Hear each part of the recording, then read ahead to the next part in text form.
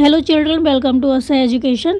आज हम करेंगे 10वीं क्लास की हिंदी की किताब संचयन के पहले चैप्टर हरिहर काका के एमसीक्यू।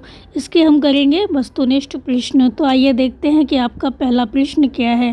पहला प्रश्न है, बीते समय के अनुसार महंत जी की चिंताएं क्यों बढ़ रही थी।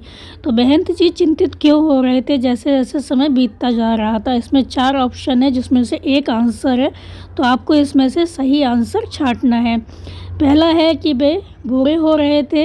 दूसरा है ठाकुर बाड़ी को संभालने वाला कोई नहीं था, या जाल में फंसी चिड़िया पकड़ से बाहर हो गई थी, या हरिहर काका उनकी बात नहीं सुन रहे थे।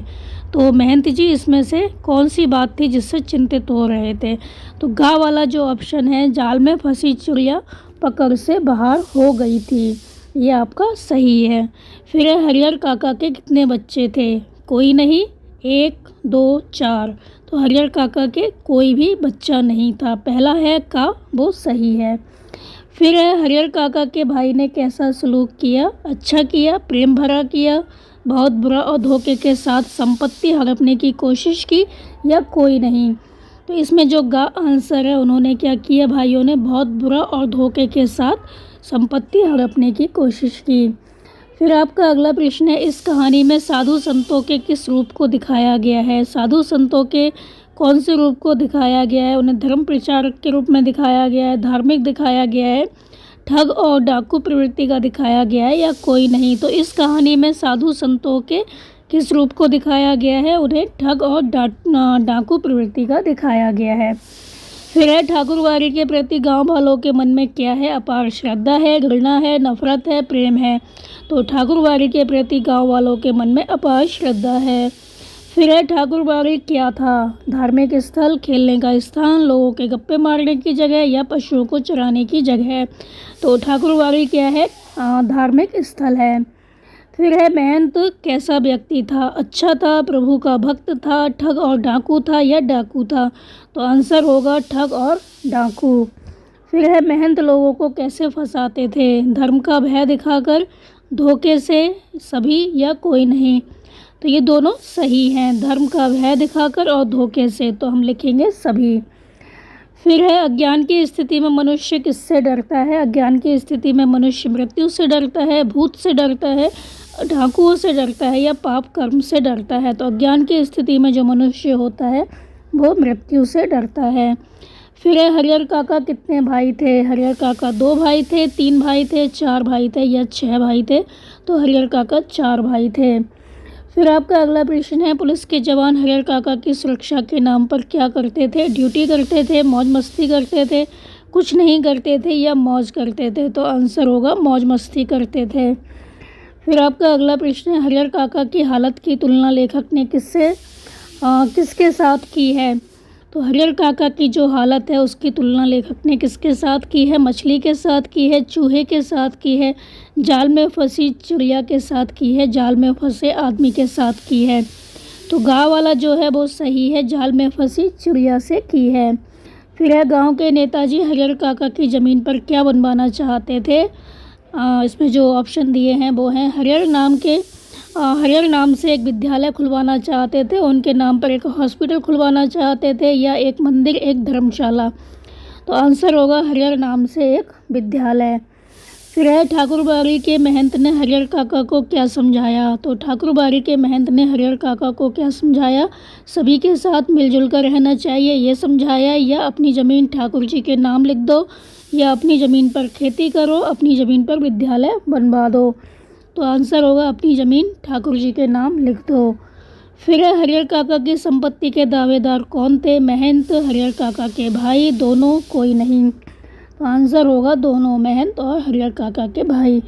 फिर है हरिहर काका और कथावाचक आपस में कैसे बातें करते थे। खुलकर बातें करते थे, छिपकर बातें करते थे, कोई नहीं, घुल घुल कर बातें करते थे। तो आंसर होगा हरिहर काका और जो कथावाचक हैं वो खुलकर बातें करते थे। फिर हरिहर काका के परिवार के पास कितनी ज़मीन है। 15 बीघे ज़मीन है, 30 बीघे, 45 बीघे, या 60 बीघे। तो हरिहर काका के परिवार के पास 60 बीघा ज़मीन है।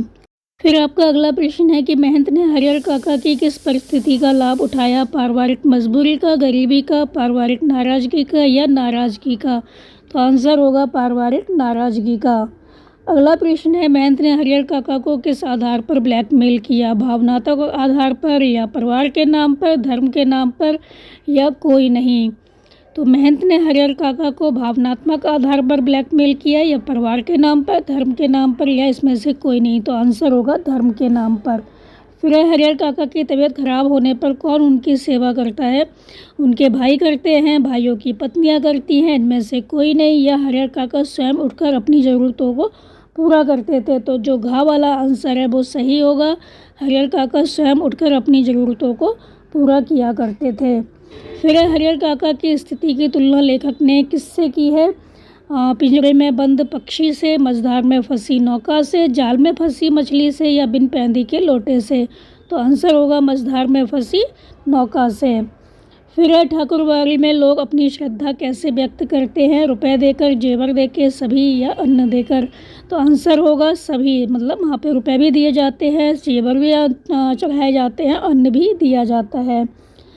फिर ठाकुरबाड़ी के नाम पर कितने खेत हैं? 10, 20, 30 या 40 बीघे? तो आंसर होगा ठाकुरबाड़ी के नाम पर 20 बीघा ज़मीन है। फिर है 20 बीघे खेत हैं। फिर है ठाकुरबाड़ी के महंत ने हरिहर काका को क्या समझाया? ठाकुरबाड़ी के महंत ने हरिहर काका को क्या समझाया? अपने भाइयों के साथ प्रेम पूर्वक रहो, या अपनी ज़मीन अपने भाइयों के नाम मत करना, या अपनी ज़मीन विद्यालय बनवाने के लिए दे दो, या अपनी ज़मीन ठाकुर जी के नाम लिख दो? तो ठाकुरबाड़ी के महंत ने हरिहर काका को समझाया कि अपनी ज़मीन ठाकुर जी के नाम लिख दो। फिर है महंत के अनुसार ज़मीन ठाकुर जी के नाम लिखने से उनको किसकी प्राप्ति होगी? धन की प्राप्ति होगी, विलास की प्राप्ति होगी, बैकुंठ की प्राप्ति होगी या सम्मान की प्राप्ति होगी? तो आंसर होगा बैकुंठ की प्राप्ति होगी। फिर है हरिहर काका कहानी के लेखक कौन है? तो हरिहर काका कहानी के लेखक मिथिलेश्वर जी हैं।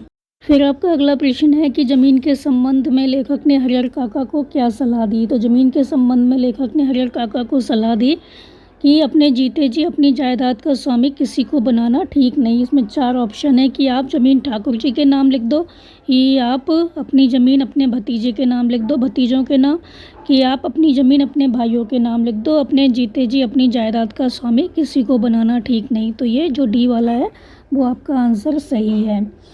फिर हरिहर काका ने क्या निश्चय किया कि वे अपनी ज़मीन बेचकर हरिद्वार चले जाएंगे, वे जीते जी अपनी ज़मीन किसी को नहीं देंगे, या वे अपनी ज़मीन विद्यालय के लिए दे देंगे, या वे अपनी ज़मीन ठाकुरबाड़ी के नाम लिख देंगे? तो हरिहर काका ने निश्चय किया कि वे अपनी जीते जी ज़मीन किसी को नहीं देंगे। फिर हरिहर काका किसके व्यवहार से आसमान से ज़मीन पर आ गए? अपने भाइयों के व्यवहार से, पुलिस के व्यवहार से, गांव वालों के व्यवहार से या महंत के व्यवहार से? तो आंसर होगा महंत के व्यवहार से। फिर है महंत के चंगुल से छूटने के बाद हरिहर काका को किस प्रकार रखा जाने लगा? बहुमूल्य वस्तु की तरह रखा जाने लगा, बहुमूल्य वस्तु की तरह संजोकर, दुल्हन की तरह पर्दे में या कड़े पहरे में, या ए और बी दोनों कथन सत्य हैं? तो ए और बी जो कथन है वो सत्य हैं, बहुमूल्य वस्तु की तरह संजोकर और दुल्हन की तरह पर्दे में। फिर है हरिहर काका एक सीधे साधे भोले किसान की अपेक्षा हो चले थे। तो क्या हो चले थे? जागरूक, शंकालु, चतुर और ज्ञानी, बहादुर। तो हरिहर काका एक सीधे साधे भोले किसान की अपेक्षा चतुर और ज्ञानी हो चुके थे। फिर आपका अगला प्रश्न है, हरिहर काका के साथ घटी घटनाओं में कौन सी घटना अब तक की अंतिम घटना है? तो इसमें कौन सी घटना है जो अब तक की अंतिम घटना है? पहली है महंत द्वारा हरिहर का अपहरण, दूसरी है भाइयों की पत्नियों द्वारा रूखा सूखा भोजन दिया जाना, तीसरी है लेखक द्वारा हरिहर को समझाना, चौथी है भाइयों द्वारा हरिहर काका के साथ मारपीट। तो ये जो डी वाला है वो आपका आंसर सही है, भाइयों द्वारा हरिहर काका के साथ मारपीट, ये इसकी अंतिम घटना है। तो हरिहर काका के साथ ये जो घटनाएं घटी हैं उसमें ये अंतिम घटना है। हरिहर काका के भाइयों ने अपनी पत्नियों को क्या सीख दे रखी थी? सदा सत्य बोलो, हरिहर काका की अच्छी तरह सेवा करो, अतिथियों को भगवान समझो, चुगली मत करो। तो हरिहर काका के भाइयों ने अपनी पत्नियों को क्या सीख दे रखी थी इसमें से? कि हरिहर काका की अच्छी तरह से सेवा करो, क्योंकि सेवा करने से क्या होगा, जो हरिहर काका हैं वो उनकी ज़मीन जो है वो उनके नाम कर देंगे। फिर हरिहर काका का भाइयों के परिवार के प्रति मोहभंग जो था वो कब शुरू हुआ? तो पहला है, जब भाइयों की पत्नियों ने उनकी सेवा करनी बंद कर दी, जब महंत ने आकर काका को समझाया, जब लेखक ने काका को समझाया, या जब हरिहर काका की पत्नियों की मृत्यु हो गई। तो पहला वाला जो है, जब भाइयों की पत्नियों ने उनकी सेवा करनी बंद कर दी, तो हरिहर काका जो थे उनका जो मोह था भाइयों के प्रति वो भंग हो गया। फिर है, मैं अनाथ और बेसहारा नहीं हूँ। यह कथन हरिहर काका ने किस बात को लेकर कहा? मैं अनाथ और बेसहारा नहीं हूँ, तो ये कथन कब कहा था उन्होंने, किस बात को लेकर कहा था? पहला है आंसर आपका कि जब उनके घर ठाकुरबाड़ी का महंत आया, या जब उनके घर एक अतिथि आए और काका को रूखा सूखा भोजन दिया गया, या जब काका के भाइयों की पत्नियों ने उन पर व्यंग किया, या जब काका के भाई घर पर मौजूद थे। तो ये जो बी वाला है वो आपका सही है, जब उनके घर एक अतिथि आए और काका को रूखा सूखा भोजन दिया गया। फिर आपका अगला प्रश्न है कि खलिहान से लौटने पर हरिहर के भाइयों को किस दुर्घटना का पता चला? पहला है कि हरिहर नाराज होकर चले गए, या महंत ने हरिहर काका से ज़मीन अपने नाम लिखवा ली, या सी वाला, महंत ने उनकी ज़मीन ठाकुर जी के नाम लिखवा ली, या हरिहर काका अपनी ज़मीन का बंटवारा चाहते थे। तो पहला वाला जो है कि हरिहर नाराज होकर चले गए। फिर आपका अगला प्रश्न है कि हरिहर के भाइयों की चिंता का क्या कारण था? तो उनकी चिंता का क्या कारण था? पहला है महंत द्वारा हरिहर को ठाकुरबाड़ी ले जाना, या हरिहर काका की 15 बीघा उपजाऊ जमीन, या उनकी पत्नियों द्वारा किया गया दुर्व्यवहार, या हरिहर काका की बेरुखी। तो बी वाला जो है, हरिहर काका की 15 बीघा उपजाऊ जो ज़मीन थी उसको लेकर भाई बहुत चिंतित थे। फिर आपका अगला प्रश्न है कि हरिहर काका ने 2 शादियां क्यों की थी? पहला है धन अर्जित करने के लिए, फिर है शौक के लिए, औलाद पाने के लिए, या कोई नहीं। तो आपका जो सी वाला आंसर है वो सही है, औलाद पाने के लिए। फिर आपका अगला प्रश्न है कि संपत्ति के लिए अपने भी पराये हो जाते हैं, ऐसे क्या भाव है? संपत्ति के लिए अपने भी पराये हो जाते हैं, इसका क्या भाव है? तो संपत्ति के कारण लोग स्वार्थी और लालची हो जाते हैं, पहला। फिर बी है, संपत्ति बहुत ख़राब चीज़ है, या सी, संपत्ति खराब है, या इसमें से कोई नहीं। तो इसका पहला आंसर जो है वो सही है, संपत्ति के कारण जो लोग होते हैं वो स्वार्थी और लालची हो जाते हैं। फिर आपका अगला प्रश्न है कि हरिहर काका से कागजों पर अंगूठे कैसे लगवाए गए, मतलब अंगूठे के निशान कैसे लिए गए? पहला है ए, उन्हें सब कुछ पढ़कर सुनाकर, या जबरन धोखे से, सी है कोई नहीं, डी है बंदूक दिखाकर। तो बी वाला आपका आंसर सही है, जबरन धोखे से।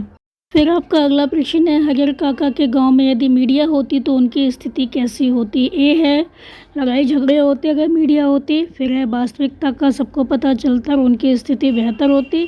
सी है कोई नहीं, और डी है बात और बढ़ती। तो बी वाला सही है, वास्तविकता का सबको पता चलता और उनकी स्थिति अच्छी होती, बेहतर होती। फिर अगला है, हरिहर काका की संपत्ति के दावेदार कौन थे? महंत, हरिहर काका के भाई, दोनों, या कोई नहीं। तो आंसर होगा दोनों, मतलब महंत और हरिहर काका के भाई।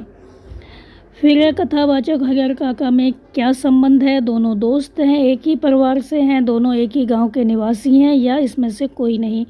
तो आपका जो सी वाला है वो सही है, दोनों एक ही गांव के निवासी हैं। आपका अगला प्रश्न है कि ठाकुरबाड़ी के गांव के लोगों ने मंदिर कैसे बनवाया था? तो पहला है पैसों से, ठाकुर के पैसों से, चंदा इकट्ठा करके, या कोई नहीं। तो आंसर होगा चंदा इकट्ठा करके। फिर आपका अगला प्रश्न है कि हरिहर काका के जीवन के शेष बचे दिन कैसे कट रहे थे? मौन रहकर, वे बोलने की सामर्थ्य खो चुके थे, सभी, या नौकर रखकर। आंसर होगा सभी, मतलब वो मौन रहकर अपने जीवन के शेष दिन बिता रहे थे, बोलने की सामर्थ्य खो चुके थे, उन्होंने नौकर रख लिए थे। तो सारे आंसर आपके सही हैं। फिर है, महंत लोगों को कैसे फंसाते थे? धर्म का भय दिखाकर, धोखे से, सभी, कोई नहीं। तो सभी, मतलब धर्म का भय भी दिखाते थे, धोखा भी देते थे। फिर है, ठाकुरबाड़ी में पूजा पाठ के अलावा और क्या होता था? पहला है, धन संपत्ति के नाम पर लूटी जाती थी और अनैतिक गतिविधियां होती थी, सभी, कोई नहीं। तो ठाकुरबाड़ी में पूजा पाठ के अलावा और क्या होता था? धन संपत्ति धर्म के नाम पर लूटी जाती थी। तो धन संपत्ति होती थी वो धर्म के नाम पर लूटी जाती थी। फिर आपका अगला प्रश्न है, हरिहर काका की कहानी का उद्देश्य क्या है? पहला है स्वार्थी और हिंस वृत्ति को बेनकाब करना या पारिवारिक झगड़े दिखाना, संपत्ति का लालच दिखाना, टीआरपी बढ़ाना। आंसर होगा स्वार्थी और हिंस वृत्ति को बेनकाब करना।